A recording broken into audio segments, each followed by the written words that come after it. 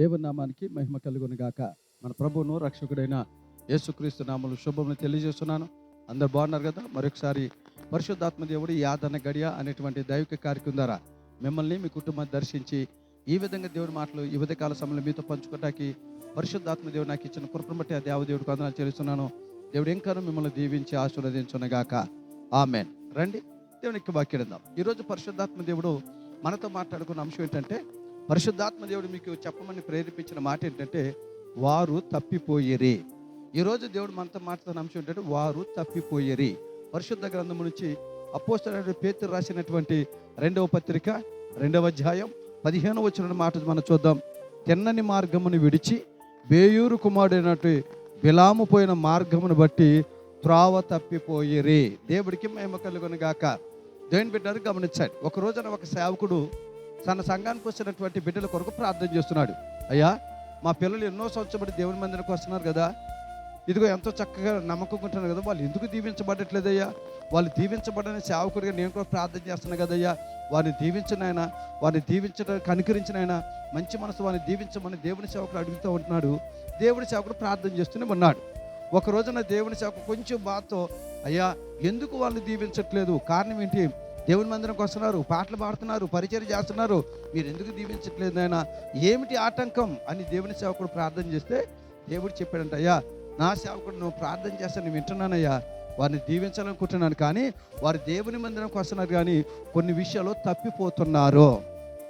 ఈ రోజున చాలామంది దేవుని మందిరానికి వస్తున్నట్టు భక్తి కలిగిన వారిగా కనపడుతున్నారు, కానీ దేవుని సేవకుడు తెలియకుండా చాలా విషయాల్లో తప్పిపోయి తిరుగుతున్నారు, తప్పిపోయి బ్రతుకుతూ ఉన్నారు. లోకంలో చాలామంది ఉన్నారు.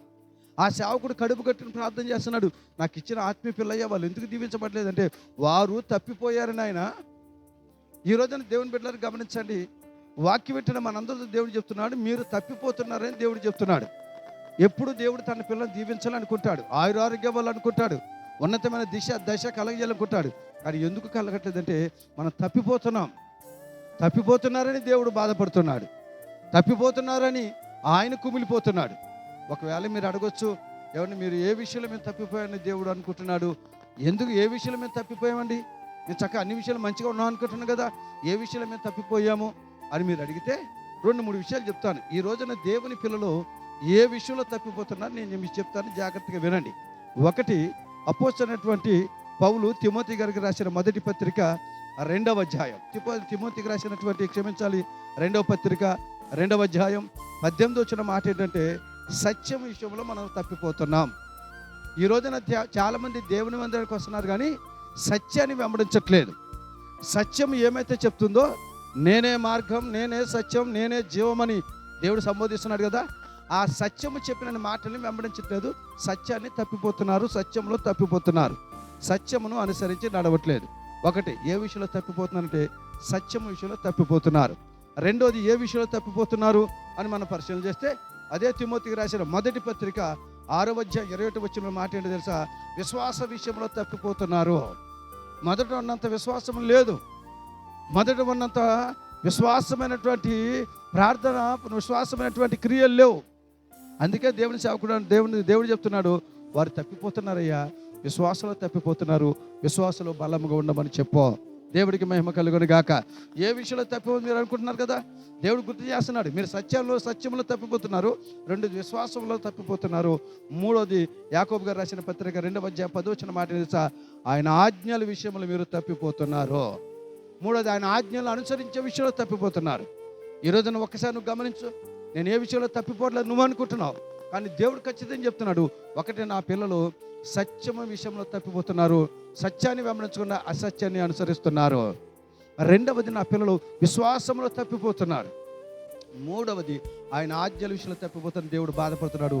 తప్పిపోబాకు, దేవుని సన్నిధిలో దేవుని మార్గాన్ని వెంబడించు, దేవుని మార్గంలో నడు, దేవుని చిత్తాన్ని నెరవేర్చు, దేవుని నేను కాపాడి వర్ధిల్లపు చేయనుగాక.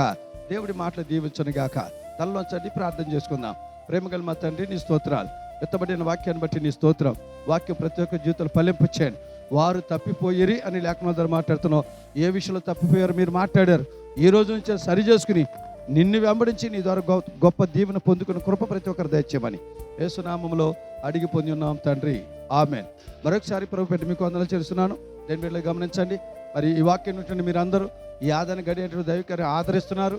నేను మీకు చిన్న మనవి చేస్తున్నాను, వాక్యాన్ని మీరు అందరూ చూడండి, అనేక మంది షేర్ చేయండి, వెంటనే లైక్ చేయండి. అనేక మంది ఈ ఆదరణ గడియ ప్రోగ్రామ్ని, ఈ కార్యక్రమాన్ని, ఈ దైవికాన్ని అనేక మంది పరిచయం చేయండి. మీరు లైక్ చేయండి, మీరు చూడండి, మమ్మల్ని ఆదరించండి, మమ్మల్ని బలపరచండి. మీలో ఇంకెవరికైనా ప్రార్థన అవసరతలు ఉంటే ఈ స్క్రీన్ మీద కనబడుతున్న నెంబర్లకు ఫోన్ చేయండి. మీ కొరకు మేము తప్పక ప్రార్థన చేస్తాం. దేవుడు మిమ్మల్ని దీవించును గాక. ఆమేన్.